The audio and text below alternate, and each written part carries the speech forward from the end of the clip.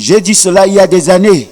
Je vous disais il y a 5 ans que sur 10 hommes les plus riches au monde, il y a 9 qui sont divorcés. 9 sur 10.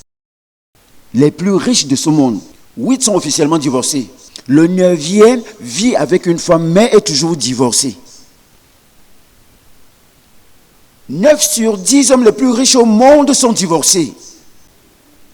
Ce ne sont pas des personnes fous qui échouent dans leur mariage.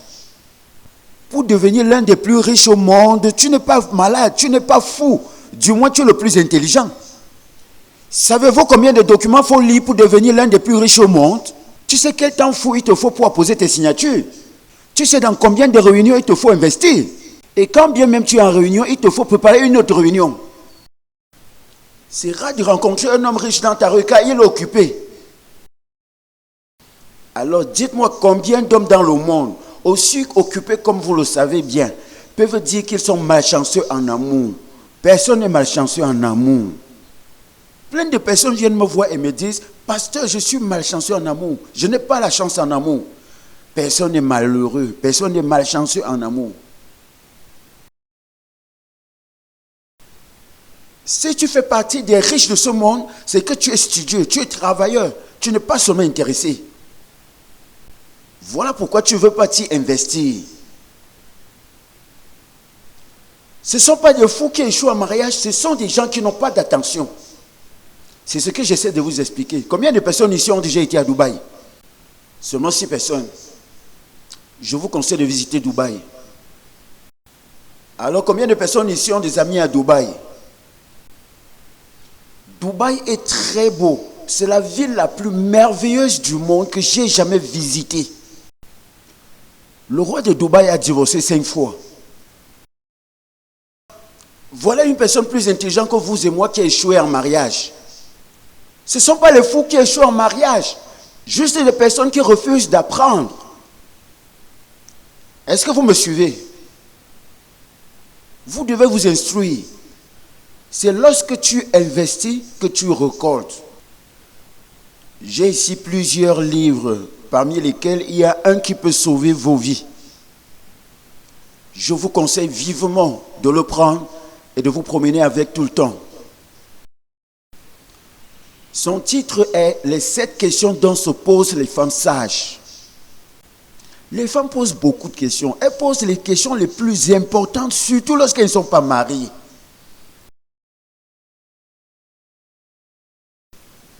Lorsque la femme est amoureuse, elle ne connaît même plus quel genre de questions poser. Donc ici, dans ce livre, il est consigné les 7 questions que tu devrais te poser en tant que femme. Les 7 questions vraiment importantes pour une femme sage. Les questions que tu dois te poser avant de t'engager dans une relation. Ne tombe pas amoureuse avant de poser des questions. Non, pose des questions concrètes, des questions qu'on peut répondre avant que tu ne prennes des décisions importantes.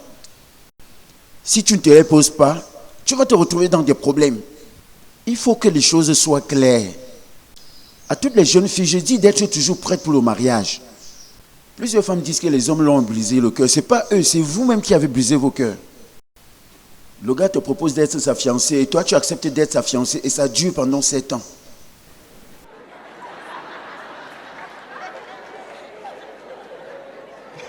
Après la femme vient dire que tu m'as trompé. Tu t'as trompé sur quel point?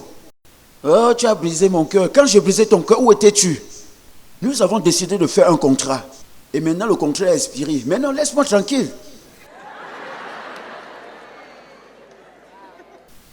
Donc il a fait exactement ce qu'il avait promis de faire. Donc arrêtez de signer pour des relations sans suite. Alors quand tu veux te mettre avec le gars, il faut que vous définissiez la nature de votre relation. Quels sont les objectifs de notre relation? S'il te dit que c'est pour le mariage, demande-lui cette fois-ci que c'est pour quand. La femme va dire, si je lui demande ça, c'est comme si j'étais une femme désespérée. Alors sache que même ton projet est désespéré. Ce projet où tu prétends ne rien vouloir alors que tu veux quelque chose. Les femmes ont un grand problème lorsqu'il faut demander quelque chose. C'est dans leur ADN. Elles font tout le temps semblant. Les garçons sont objectifs. Ils aiment aller droit au but. En réalité, j'aime le comportement des hommes. Ils sont directs. Quand il veut quelque chose, il ne passe pas par 4 chemins. Si tu lui plais, il te dit. Si le gars veut le sexe dans la relation, il va te dire. Il te dira, viens ici, chérie. Pour vous le prouver, si maintenant, un frère en Christ t'écrit pour te dire dans 21h ou 22h, viens passer la soirée ou passons le week-end, tu lui diras, oui, j'arrive. Oui, j'arrive. Et je serai là-bas à partir de 22h.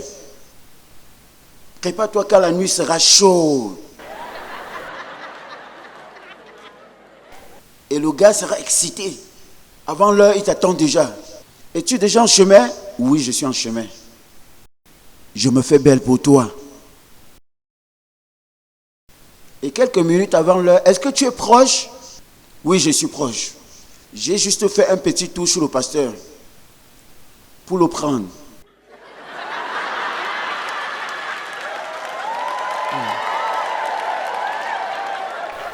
Mais pourquoi tu prends le pasteur? Pour qu'il passe le temps avec nous. Toi, tu veux le sexe la nuit, moi, je veux le mariage la nuit. Cette nuit, chacun aura ce qu'il désire. Vous comprenez de quoi je parle? Les femmes prétendent tout le temps.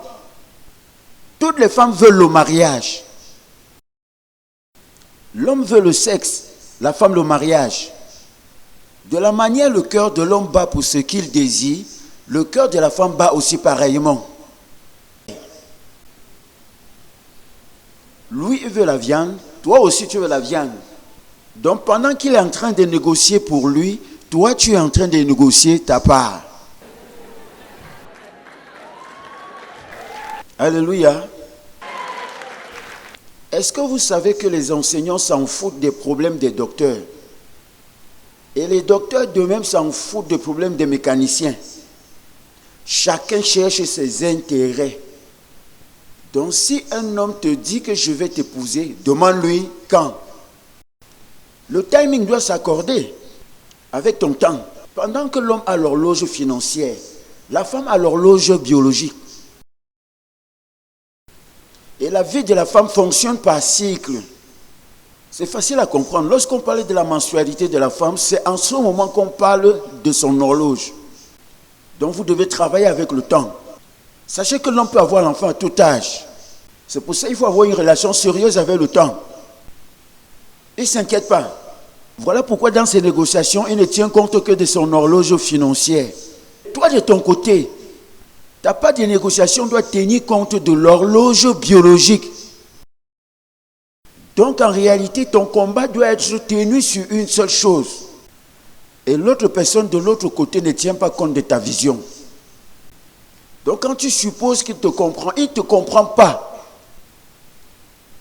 Donc c'est à toi de l'amener à te dire, chérie, il faut que je t'épouse parce que je t'aime. Quand? Je veux savoir si ton plan peut marcher mon temps. Écoutez les filles, je connais beaucoup d'amis qui ont confisqué les enfants d'autrui pour 10 ans. 10 ans sans les épouser.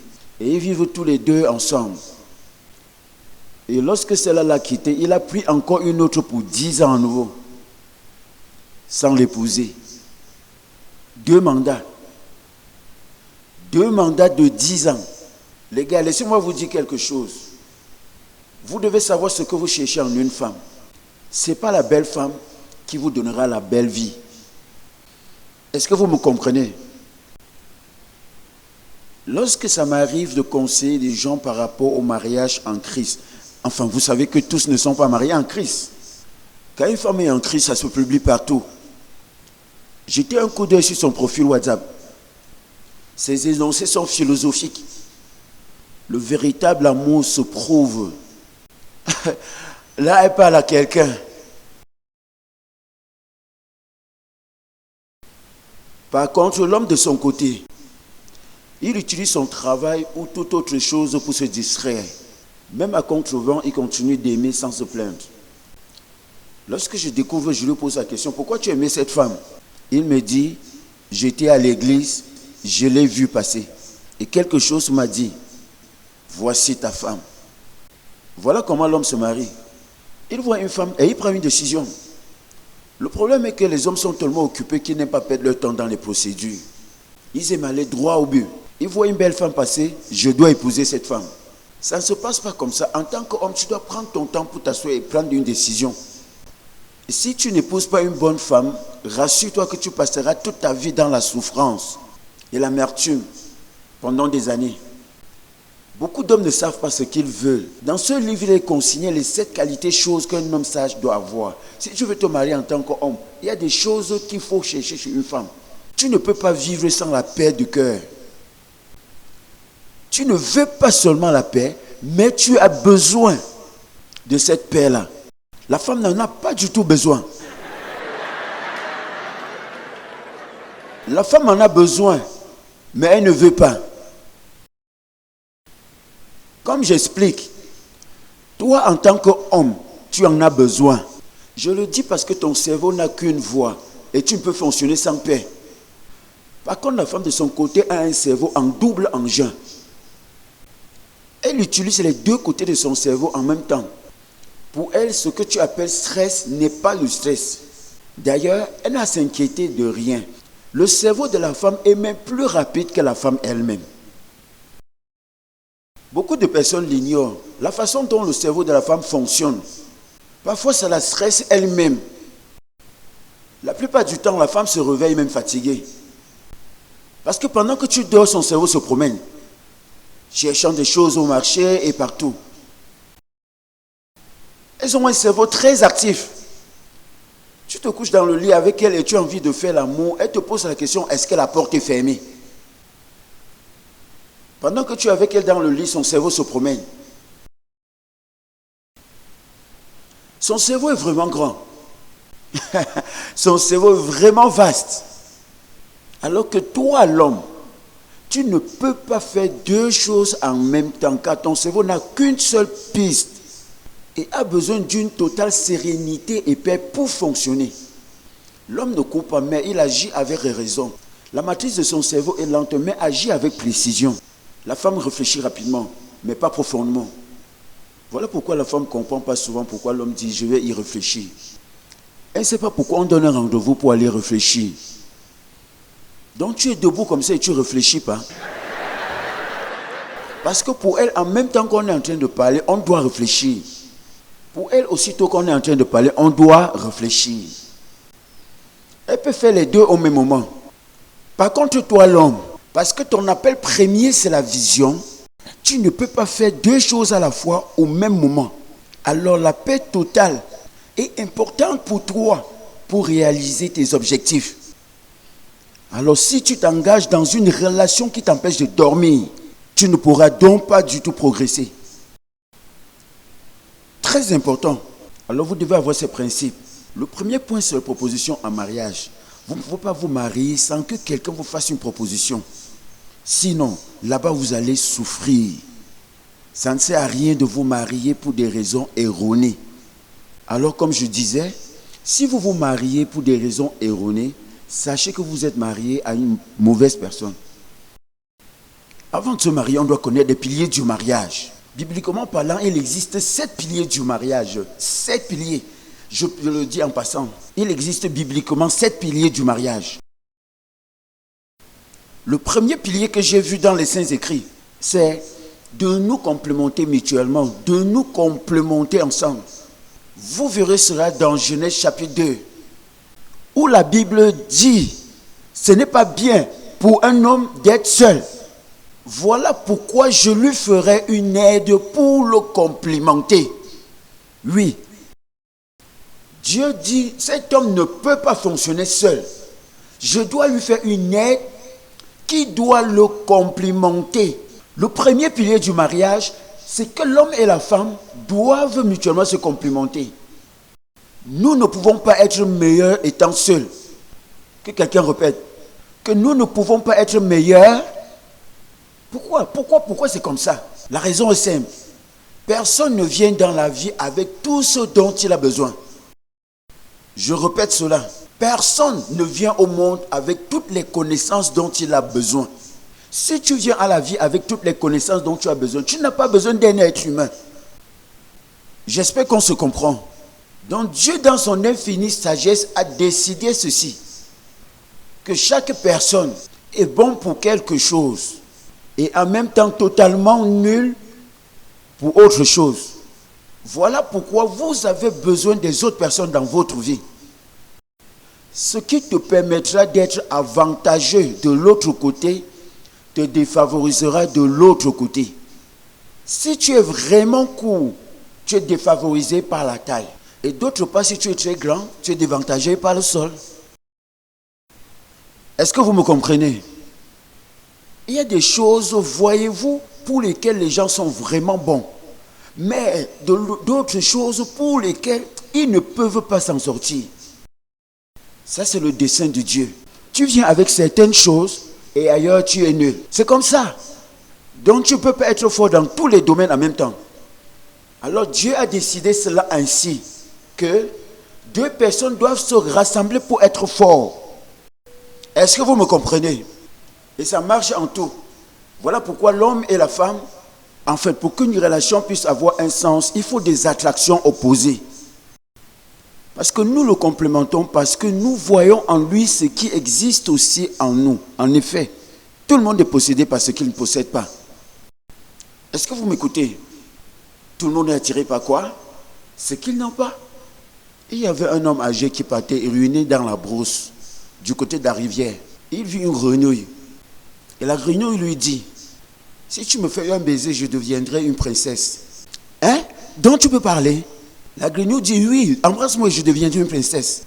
Donc tu peux parler? Oui, fais-le, je deviendrai une princesse. L'ouvrière l'a pris et l'a mis dans sa poche. Elle dit, embrasse-moi. Non, je suis trop vieux pour une princesse. Je veux parler grenouille. Parler grenouille est plus important pour moi. À mon âge, si j'ai une princesse, elle me servira à quoi? Alors qu'en parlant grenouille, je pourrais gagner de l'argent avec. Tout le monde recherche ce qu'il ne possède pas. Quand tu vas en Europe, tu vois les Blancs qui veulent venir ici faire le safari. Mais nous, on veut aller en Europe. Ils veulent voir les animaux, mais nous, on veut voir les gratte-ciels. Est-ce que vous me comprenez? Pendant qu'ils veulent venir en brousse, nous, on veut aller en ville. Nous sommes déjà en brousse. Eux, ils veulent voir les animaux. Nous, on vit avec. Et on est fatigué de les voir. Est-ce que vous me comprenez? Tout le monde recherche ce qu'il ne possède pas. C'est de l'attraction opposée. Donc, ils recherchent. Les parleurs recherchent les silencieux. Les parleurs cherchent les gens pour l'écoute. Deux bavards ne peuvent pas vivre ensemble. Il dira, celle-ci parle beaucoup. Toute sa journée parce qu'on t'a parlé. En même temps, il pose la question et aussi il répond. Il parle trop. Et c'est aussi pareil avec deux silencieux. Avez-vous déjà vu deux silencieux rester longtemps ensemble? Comment lui? Comment moi? Comment nous ensemble?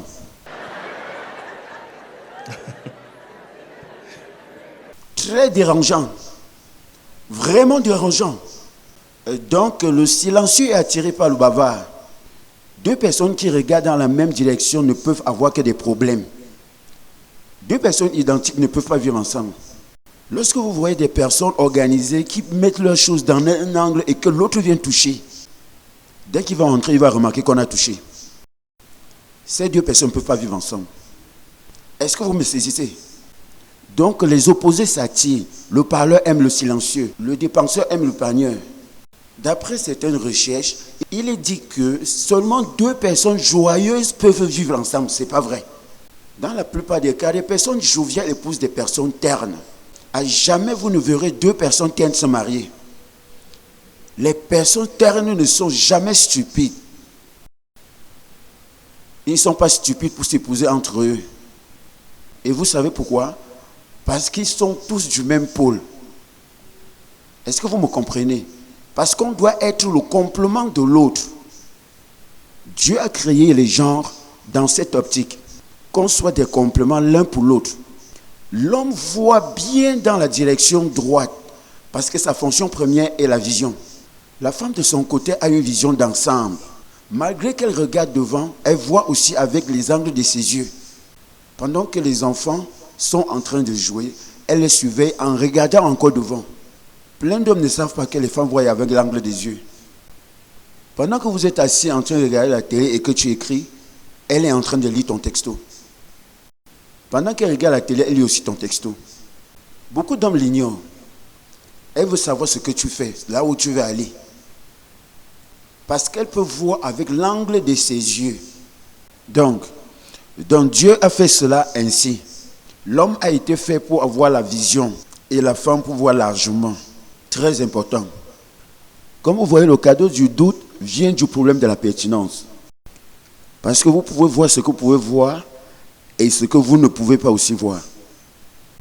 Un homme fatigué, lorsqu'il veut dormir, même si le lit est cassé, même si c'est par terre, il va dormir. Il va dormir parce qu'il a plein de choses à faire. Par contre, la femme, si le lit est en désordre, elle ne peut pas dormir. Elle doit d'abord l'arranger. Parce qu'elles aiment mettre de l'ordre. Voilà pourquoi les femmes discutent beaucoup. C'est dans leur nature.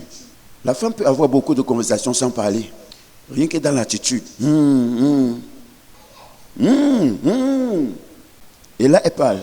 Et l'homme ne peut pas voir ça. La femme sait que ce n'est pas toutes des salutations qui sont des salutations. Il y a une façon dont une femme salue son mari, elle se met en colère. L'homme va lui dire qu'elle est seulement gentille. La femme va lui dire que jamais elle n'est pas gentille. La façon dont elle t'a salué, je n'aime pas. L'homme ne voit pas où il y a le mal, mais la femme voit. Est-ce que quelqu'un comprend ce que je dis? Donc, l'homme a une vision banalisée des choses pendant que la femme étale. Elle ne prend pas simplement les choses, elle met en détail. Voilà pourquoi c'est bien qu'un homme et la femme vivent ensemble, parce que lorsque l'homme a une vision, la femme prend le temps de détailler la vision. C'est pour cela que Dieu dit qu'il n'est pas bien d'être seul. Est-ce que vous comprenez? Voilà pourquoi dans Actes chapitre 2 et Joël chapitre 2, il dit lorsque l'Esprit Saint est arrivé, il a juste amplifié nos attitudes. Disant, vos jeunes gens auront quoi? La vision. Et vos vieillards feront des rêves. Et lorsqu'il est arrivé sur le sujet des femmes, il précise qu'elles feront des prophéties. Parce qu'elle est capable de te ramener sur les mêmes branches sur lesquelles tu l'avais amené au départ. Même si ça fait des années de mariage, ce que tu avais promis à ta femme, tu dois le faire. Elle reviendra toujours dessus, elle ne va jamais oublier. Donc, Dieu a fait cela ainsi. Je n'ai pas envie d'entrer dans les détails, mais son désir pour l'homme et la femme est merveilleux. L'homme a une mémoire zéro. Zéro. Tout ce qu'il y a dans le cerveau de l'homme, c'est comment matérialiser sa vision. Par contre, la femme de son côté a une mémoire très vaste et illimitée. C'est pour ça que lorsque l'homme et la femme discutent, l'homme lui répond toujours « laisse-moi avancer ». Ce n'est pas parce qu'il aime la paix, c'est simplement parce qu'il ne se souvient plus de sa promesse. Sa mémoire n'a pas assez d'espace.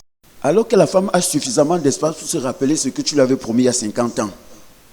Une mémoire illimitée, tellement illimitée qu'elle se souvient de toutes les promesses que toi, le visionnaire, tu avais oubliées.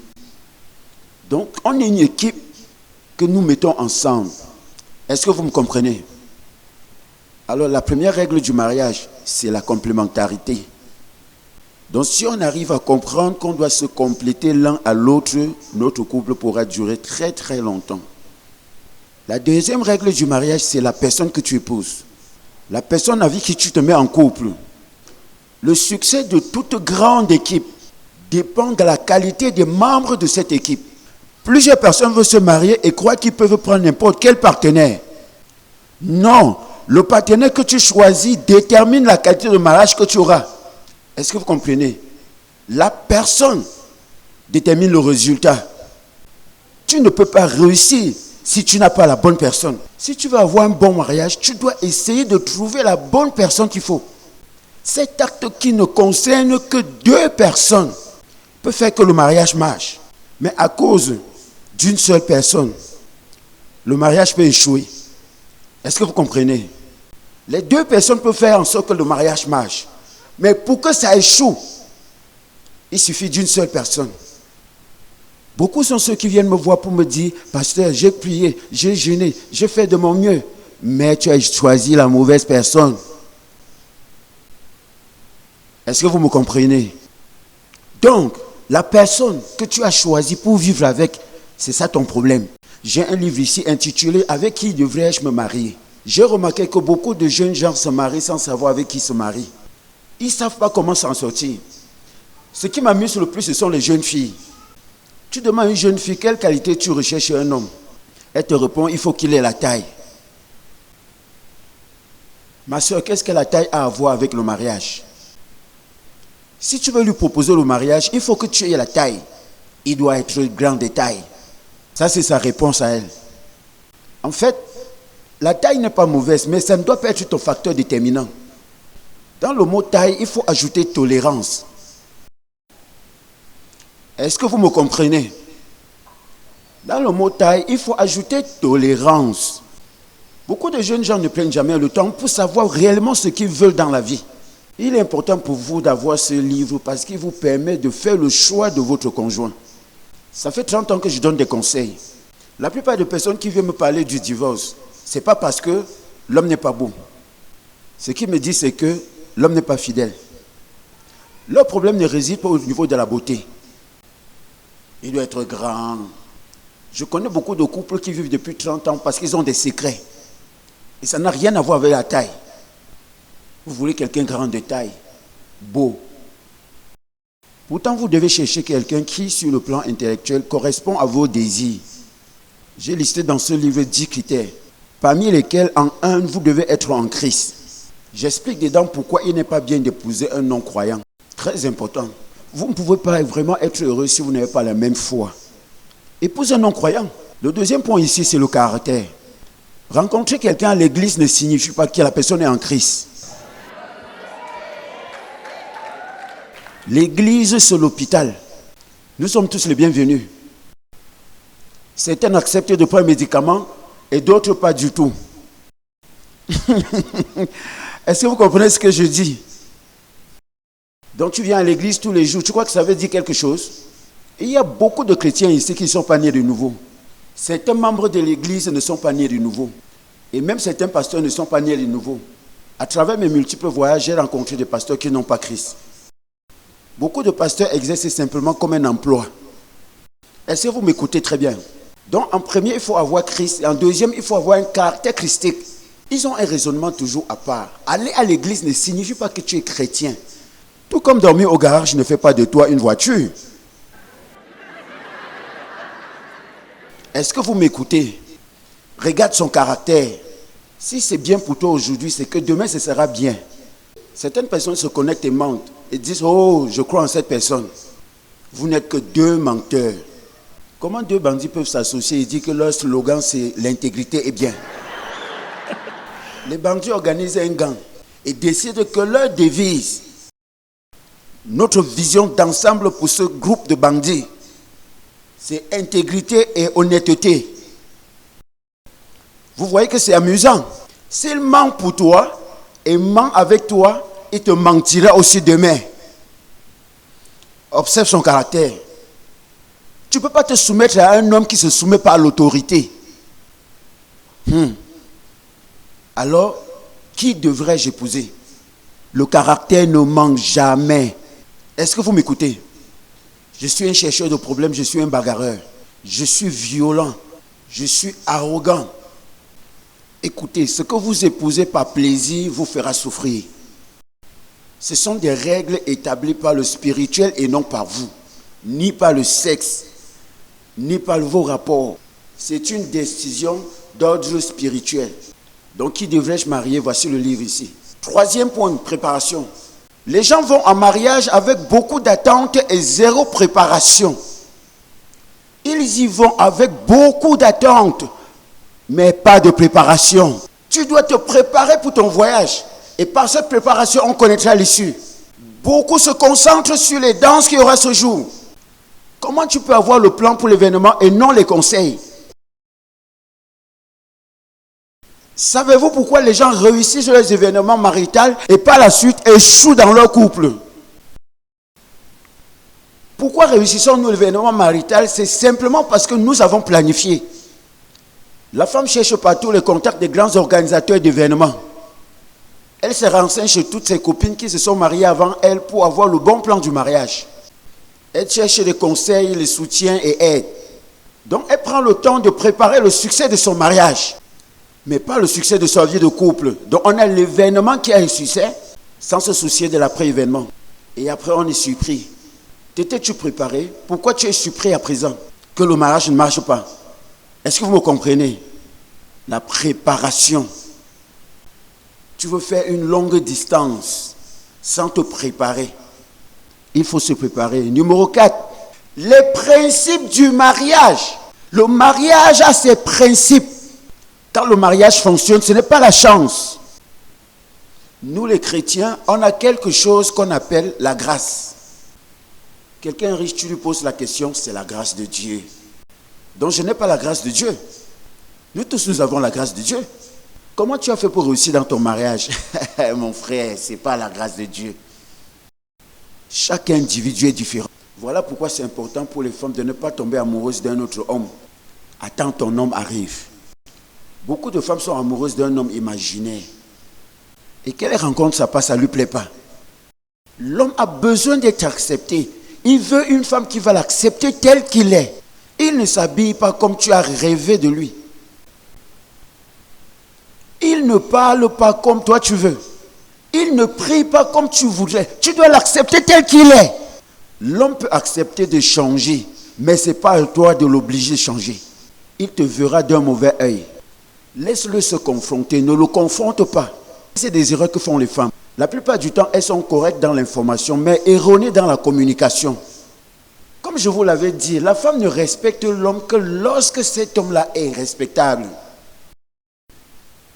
Les instructions des écrits ou les principes de la Bible n'ont rien à voir avec vos ressentiments.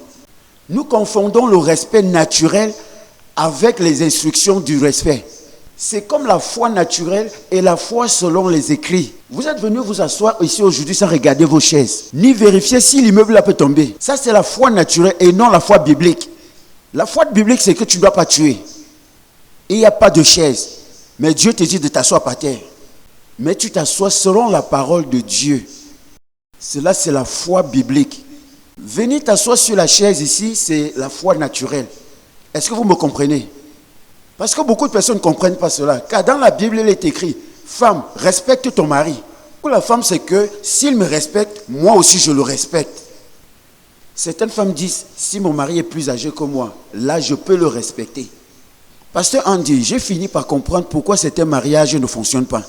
C'est tout simplement parce que il y a 3 types de mariage. Il y a le mariage traditionnel, le mariage civil et le mariage du royaume. Dans le mariage du royaume, personne n'est dépendant de l'autre. Dans le mariage traditionnel, la femme dépend de son mari. Et dans le mariage civil, la femme est indépendante de l'homme. Dans le mariage du royaume, on est interdépendant. Vous voyez la différence? Il y a 2 livres ici, prie pour ton mari, prie pour ta femme. Ce sont les écrits qui disent que ma femme doit prier pour moi. Ah, les indications bibliques que Dieu a données concernant les prières, c'est là. Elle dit, Dieu lui a demandé, ne prie pas concernant ton mari, prie pour ton mari. Elle s'est mise à prier selon ses saintes écritures, prier pour que son mari soit bien, prier que l'argent soit dans ma main. Je lui ai dit, c'est ça. Nous devons aussi prier pour nos femmes. Prier pour que Dieu la bénisse. Prier selon les saintes écritures. Prier pour qu'elle soit bien. Alléluia. Ton mari ou ta femme sont des projets. Aide-les. Soutiens-les. Alléluia. Soyez bénis ce matin. Acclamons le Seigneur. Merci Jésus. Pouvons-nous prendre 1 minute de prière? Veuillez vous lever pour qu'on loue notre Seigneur. Merci Jésus. Accompagne-nous avec ta grâce. Merci Jésus.